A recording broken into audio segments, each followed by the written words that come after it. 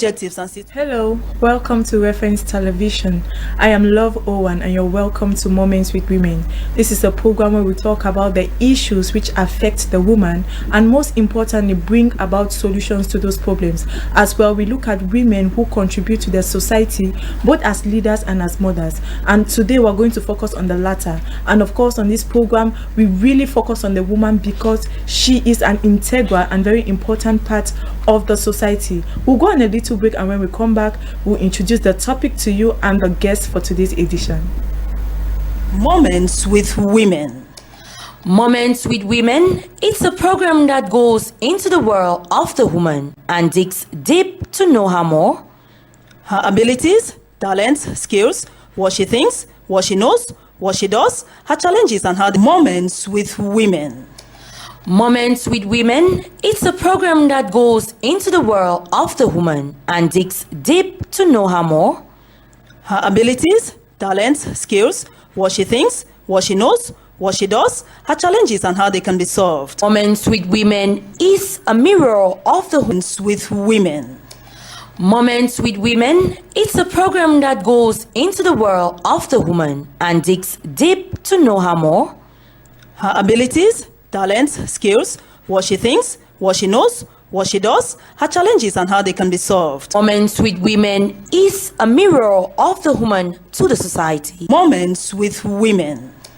Moments with Women, it's a program that goes into the world of the woman and digs deep to know her more.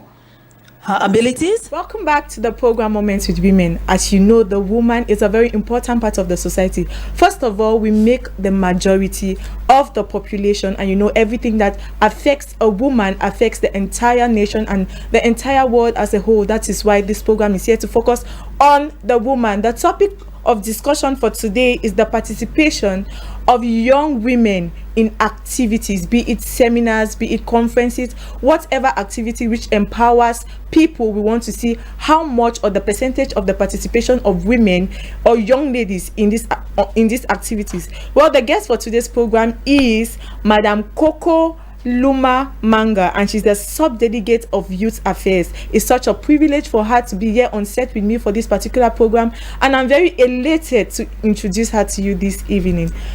Good evening, Madam. Welcome to Moments with Women on Reference Television. Good evening. It's such a privilege to have you here with me. So how are you this evening? It's all well, thank you, love. I really love the hairdo. It's so cool. It's so natural. We're all natural women. We're going the natural way. Thank you. Well, today we're talking on the participation of young women in activities. First of all, please, can you just tell us about your position as a sub-delegate of Youth Affairs? How challenging can that be, working with youths?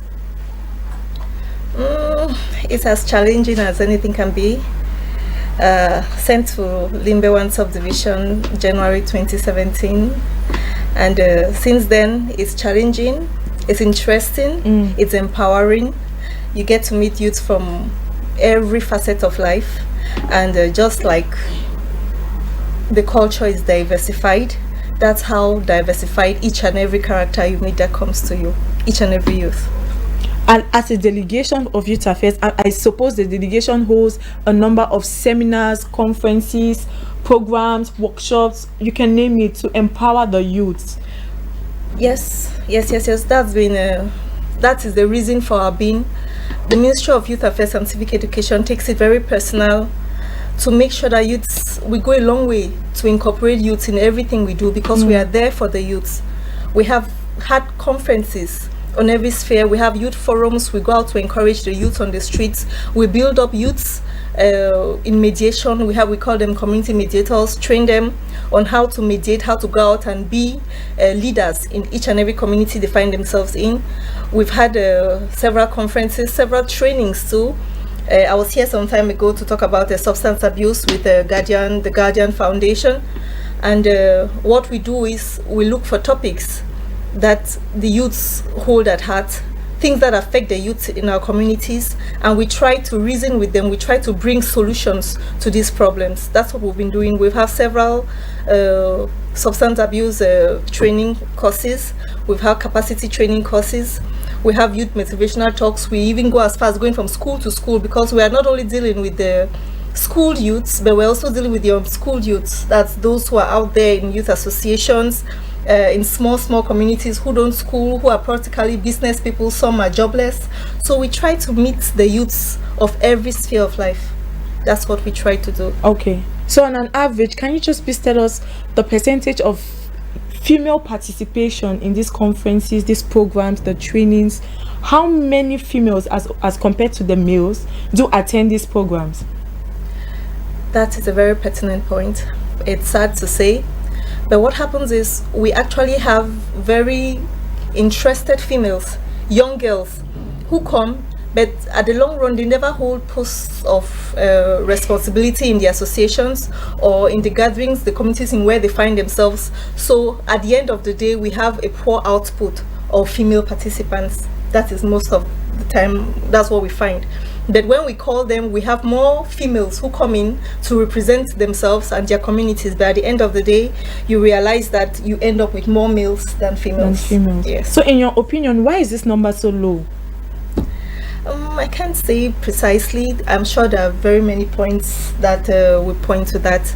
But for a fact, we know that they are not given the opportunity like the males are given, like male are given in leadership roles in the associations or the communities where they find themselves.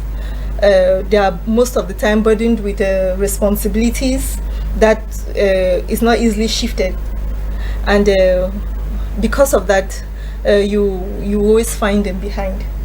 I think also the fact that at the root cause of it all is their sense of responsibility of community life, which is higher. They always stay behind, thinking they should be more of those who push than those who stand ahead. Yes, and most of the time, the leaders of most of these associations and youth groups that we have, they're male, and when it comes to positions where they have to show up themselves and represent, they always want to be the driving force. They want to be the ones at the head, thereby most of the time leaving the females behind. So that is what happened. But right now, what we're having is more female. I think it's interesting to know that young women are stepping up to the challenge of owning their own organizations and having things that they can call their own. So they are coming into the limelight, and that's very impressive. Awesome. But as a delegation, have steps been put to make sure that most females or more females participate in these activities and try to take up leadership positions? Yes, that's we have tried to do that. It's not always easy. It's not as easy as calling the male children, the young boys. I can say it's not as easy. When you get to call a girl, we have the Ministry of Youth has several departments in which we try to involve as many youths as possible in different trades. We work also with those unschooled youths, those who want to go for training. We have different kinds of work that we do: tailoring, mechanics, welding, carpentry, and you find that even in our youth, I don't know about other areas in the nation, but in Limbe here, what we have is that we have fewer and fewer females coming up for training in our centers than the males. We have more carpenters, more boys who come to do carpentry and welding, but you have very few girls coming for cookery, for mechanics, for tailoring. You know, it's always an extra struggle, an extra push to have them come in to learn a trade or to learn something, to participate. You spoke about empowering the unschooled youths with the works of the hands. So yes. Do you get professionals in these various fields to teach these youths, or how do you go about it? Right now, the ministry has a system where we partner with those who are well known in the areas. The partnering brings knowledge, it brings skillfulness, and the centers, they provide the educational side of it. So we have a lot of partners. We have skilled partners who bring in their workmanship, and this is how we get youths to come into the center, come and get knowledge. And then on the other side, we balance it with some education, English, maths, French, the basics, so that they go out there, they are able to make a living for themselves, and meet their needs also, their economic needs. They become socially and economically independent when you do that for them. After this short break, we'll be right back to talk about the Cameroon National Youth Council. Please don't go anywhere. Moments with Women. Moments with Women, it's a program that goes into the world of the woman and digs deep to know her more. Her abilities, talents, skills, what she thinks, what she knows, what she does, her challenges and how they can be solved. Moments with Women is a mirror of the woman to the society. Welcome back to Reference Television. This is still the program Moments with Women, and we're talking about the participation of young women in activities. And the guest for today, of course, is the subdelegate of Youth Affairs, Madam Coco Luma Manga. We'd just like to move up right to the next topic of discussion. Can you please tell us what the National Youth Council or the Cameroon National Youth Council is all about? What is that all about?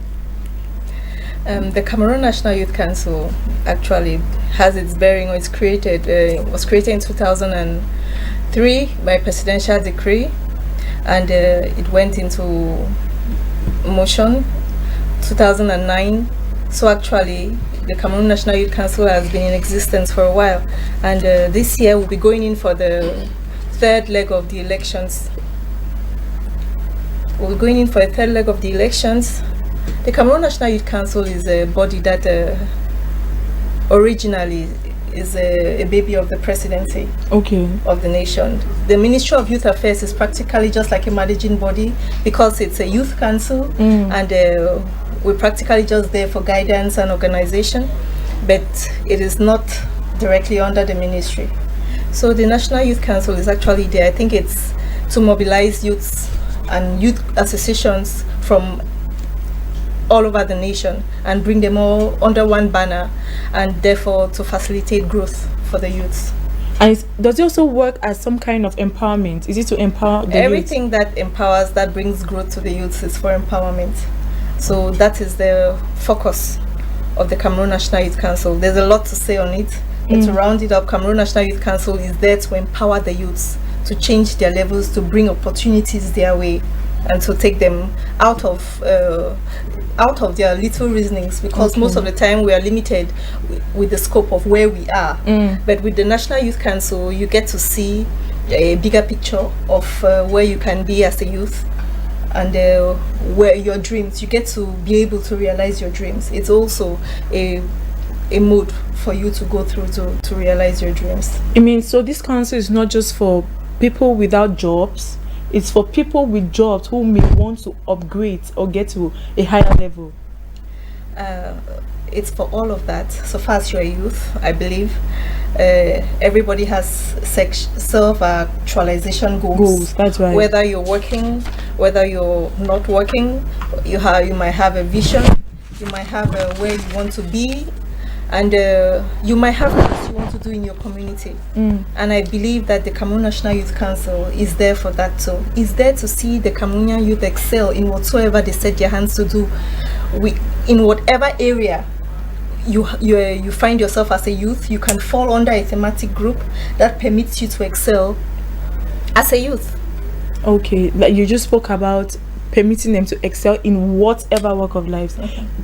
There's a common thing with Cameroonian youths. Most of us want white collar jobs. So does the council meet this particular, should I say, problem? Because not everybody can work in an office, but people have talents, people have resources at their hands, people have ideas that they can use or put into practice and birth, which is going to bring funds for them, but no, they want to work in the office. Does the council address issues such as this? The Cameroon National Youth Council, it's a body, and this body right now has been brought into little, when I say thematic groups, these are groups that focus on what each and every group has. You have cultural groups, you have those who are based with education and training, you have those who are based only in artworks, and you also have those who are based with women's affairs, and just like what you're doing, and you also have those who are based in agriculture. And because of this, the Cameroon National Youth Council has expanded its view of it, and has made each and every group, these thematic groups, to have various leaders of their own, thereby permitting them to excel in that particular area.